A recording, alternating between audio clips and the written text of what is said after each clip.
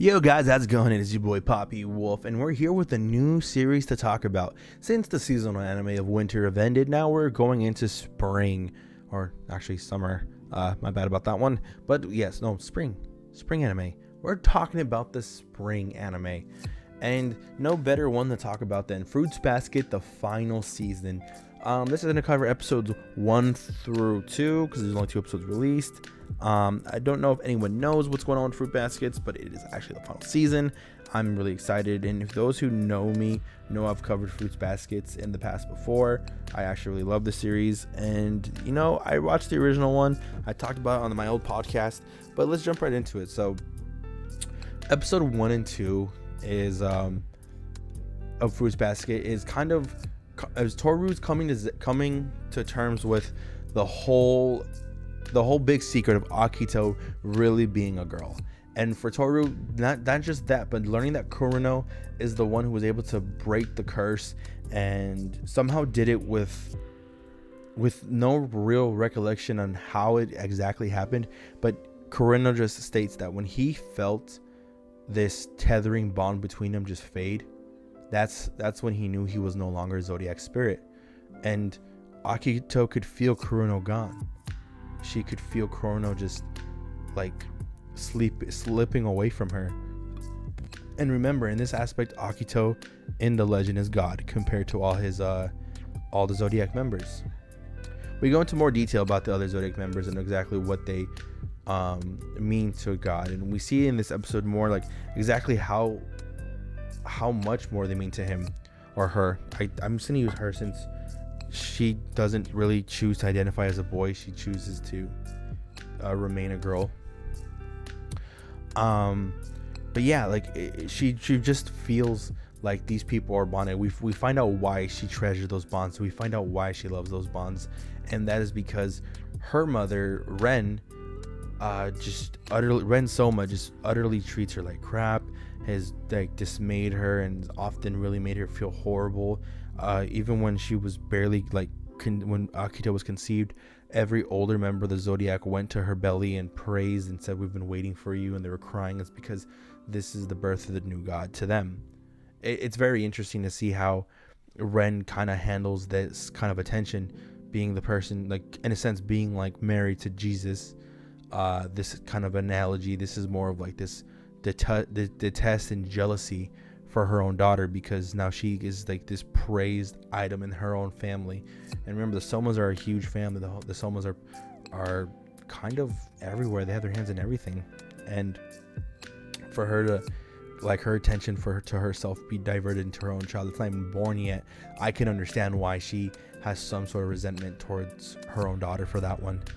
And we see Toru, I like to say that Toru and Akito are mirrors to each other, are foils, because Toru, hearing all this, is trying to figure out like what can she do, because she's taking on all this pain of others, and she eventually has a sleepover. And the one big thing I think we could take over with the sleepover scene is that Toru needs to stop putting all the pressure on herself. She needs to stop putting all the pressure of trying to help her friends, trying to help the Somas, trying to bring everyone their happily ever after, because they kind of state that like if you keep trying to shoulder everyone else's pain, who's gonna shoulder yours? Because you obviously don't have enough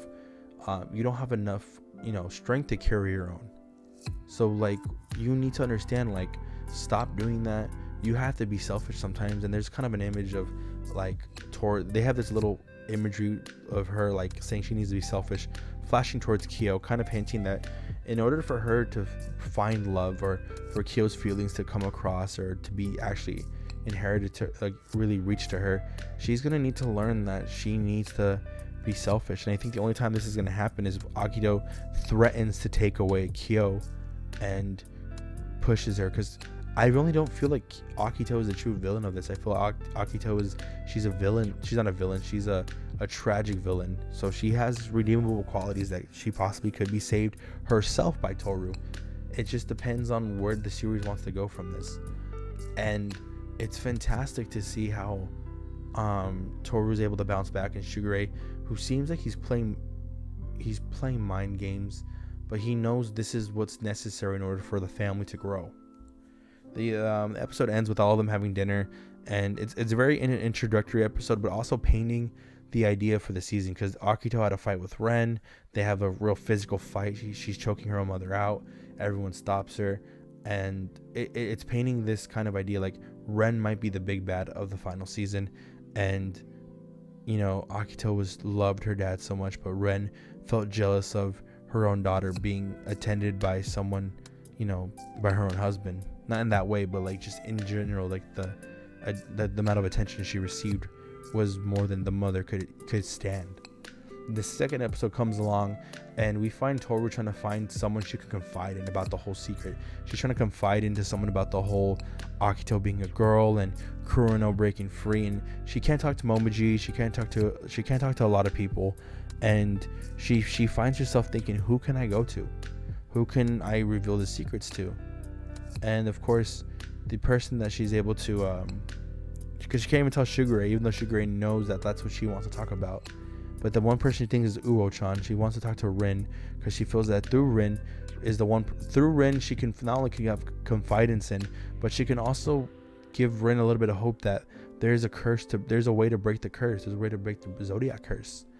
And we get this side story that's really interesting with Shugure and Akito, where Shugure really lets her know, even when they were younger, how important, how much he loves Akito. And we find out the nature of their actual relationship in this episode, that Akito is always loved. He's always loved. Shugure has always loved Akito, but Akito's always in a way abused that love, because to Akito, she loves all of them, and since they're all hers, she can sleep with whoever she wants, because to her, that is the nature of it. To Shugure, that's painful. He loves her so much that he wants her for himself, but when she does things like she sleeps with other members or she takes what's hers, it physically hurts him and emotionally hurts him, and he will do things to her back on that equal playing field. And we find this out when Shugure reveals to everybody that well, it doesn't reveal, but when they're having their argument about, you know, Shugure, when he was out on a meeting with one of his editors, because Akito saw that, he goes like, are you sleeping with her too, like you did with her? And of course she referenced Ren being Akito's mom. It's like, yeah, I slept with Ren because you slept with Kurono. And she stresses like, I did nothing wrong, like you guys are mine, sort of assuming like this is a reverse, where our relationship is a reverse harem. I can have who I want when I want. You guys are not allowed to. You guys are only supposed to love me and only me. You guys are supposed to dedicate yourselves only towards me.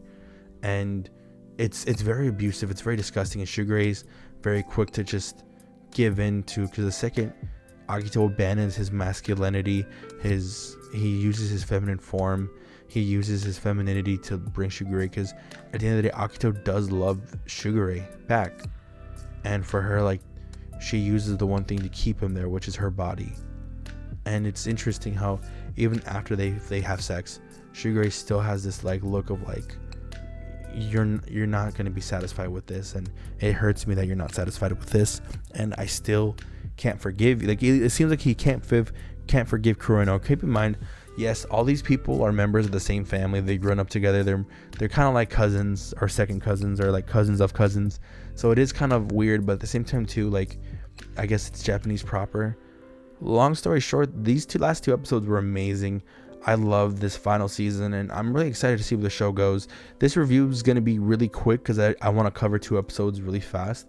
But all I could say is Fruits Basket's episode 1 and 2 of the new season are pretty darn amazing, phenomenal. 8 out of 10 both episodes. I'm really excited to see where the show goes. I'm excited to see where Yuki's, because last season I feel like Yuki's storyline's kind of wrapped up and we're kind of easing out of it with his love interest kind of popping up. Kyo's still yet to like hit the climax with their relationship with him and Toru, and everything else just seems like it's we're getting exposed to everyone else's relationships, and I'm very excited to see where this goes. All in all, Fruits Basket's final season is something I cannot wait to watch, and it's going to be something we're going to cover on the channel. But thank you guys so much for tuning into this. This is your boy Poppy Wolf saying peace out, y'all. Please watch Fruits Basket. If you enjoy a good shoujo, I recommend this one. Catch y'all in the next video. Remember guys, 1,000 subscribers.